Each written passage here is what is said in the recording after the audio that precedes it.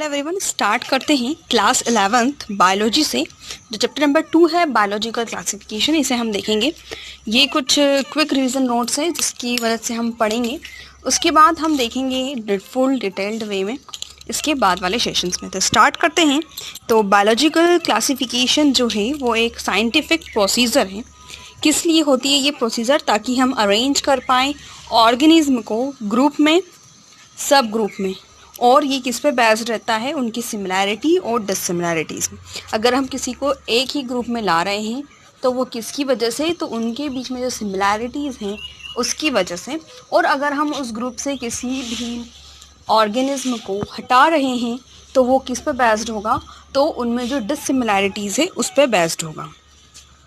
और साथ ही में हम जो ग्रुप्स हैं उन्हें बनाने के बाद उन्हें हायरार्ची ऑफ कैटेगरीज के अकॉर्डिंग उन्हें जमाते हैं और उस हिसाब से उन्हें रखते हैं। अब क्लासिफिकेशन क्यों ज़रूरी है, किस लिए हमें क्लासिफिकेशन करना चाहिए?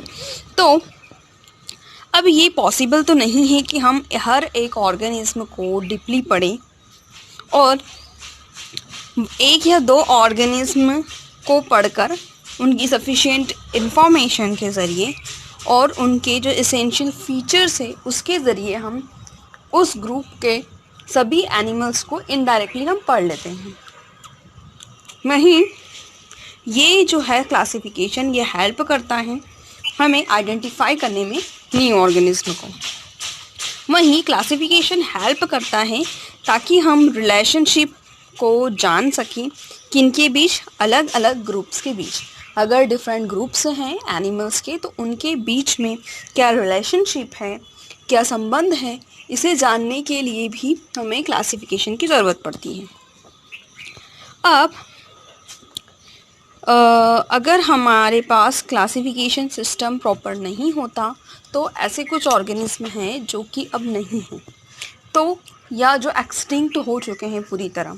तो ऐसे ऑर्गेनिज्म के बारे में पढ़ने में अगर हमें मदद मिली है तो वो किस लिए?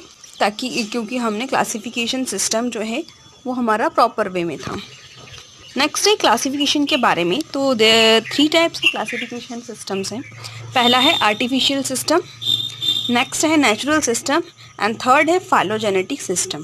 तो सबसे पहले शुरुआत करते हैं हम आर्टिफिशियल सिस्टम से, जहां एक या दो मॉर्फोलॉजिकल कैरेक्टर्स के बेसिस पे हम ग्रुप करते हैं ऑर्गेनिज्म का, जैसे flowering and non flowering plants, इनेमिया एंड एनीमिया।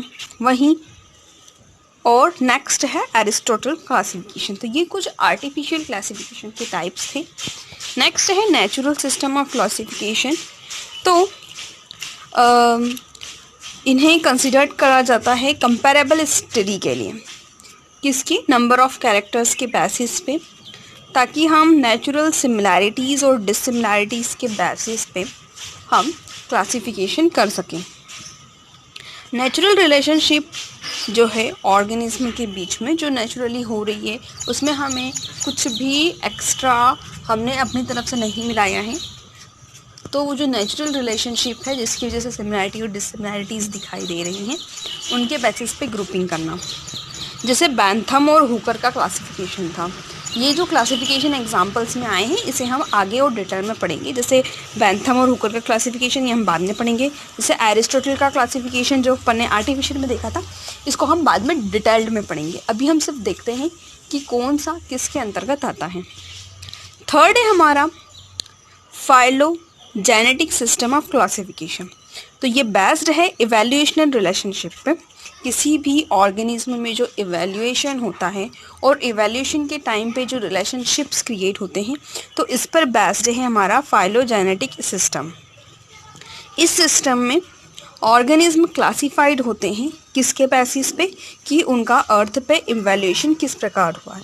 प्रिमिटिव में वो किस प्रकार थे और हाईली इवॉल्व हुए तो वो किस प्रकार है। तो इन सब चीज़ों पर बेस्ड है। जैसे इंगलर एंड प्रेंटल क्लासिफिकेशन, वहीं हचिंसन क्लासिफिकेशन। तो ये कुछ टाइप की क्लासिफिकेशन है जो फाइलोजेनेटिक सिस्टम पर बेस्ड है। अब types of system of classification की अकॉर्डिंग जो किंगडम्स बनाए गए हैं वो हम देखते हैं। तो किंगडम सिस्टम जो है, जैसे 2 किंगडम सिस्टम था, प्लांटे और एनिमेलिया 2 भागों में हमने बांटा था। तीसरे 3 किंगडम्स क्लासिफिकेशन था एक, जिसमें हमने जितनी भी लिविंग ऑर्गेनिज्म को 3 भागों में बांटा है, प्लांटे, प्रोटिस्टा एंड एनिमेलिया। फिर आया था 5 किंगडम। 5 किंगडम में 5 किंगडम्स थे, Monera, protista, fungi, Plantae and animalia. अब 2 किंगडम क्लासिफिकेशन सिस्टम में जो ऑर्गेनिज्म है वो उन्हें ग्रुप किया था किसके बेसिस पे, कि उनकी सेल वॉल जो है वो प्रेजेंट है या एब्सेंस है, बस इसके बेसिस पर इन्हें 2 किंगडम क्लासिफिकेशन दिया था। और ये जो है ये लीनियस के द्वारा प्रपोज किया गया है, और उन्हें लीनियस को हम फादर ऑफ टैक्सोनॉमी भी कहते हैं। वहीं जो 3 किंगडम क्लासिफिकेशन सिस्टम है जो कि हैकल ने दिया है, जिन्होंने unicellular organism, unicellular animals, algae और फंजाई इनके बेसिस पे किया था। तो उनमें जो टिश्यू के डिफरेंशिएशन दिखाई दे रहे थे, उनके हिसाब से इन्हें 3 अलग अलग भागों में बांटा था। और जो न्यू किंगडम प्रोटिस्टा है वो उन्होंने क्या बोल सकते हैं, दुनिया को बताया था इस नए किंगडम के बारे में, उसको इंट्रोड्यूस किया था। फिर आए थे R.H. विटेकर, और उन्होंने सारे ऑर्गेनिज्म को 5 किंगडम्स में बांटा था, और उन्हें उनसे ही जो है जो फाइलोजेनेटिक क्लासिफिकेशन है वो वहीं से आया। जैसे सबसे पहले है हमारा मोनेरा, फिर आएगा Protista, then Fungi, Plantae and Animalia. तो ये कुछ उन्होंने दिए थे। तो इस 5 किंगडम क्लासिफिकेशन के बारे में हम आगे पढ़ेंगे हमारे नेक्स्ट वीडियो में। इस वीडियो में इतनी कुछ जो जनरल इन्फॉर्मेशन थी वो हमने देखी।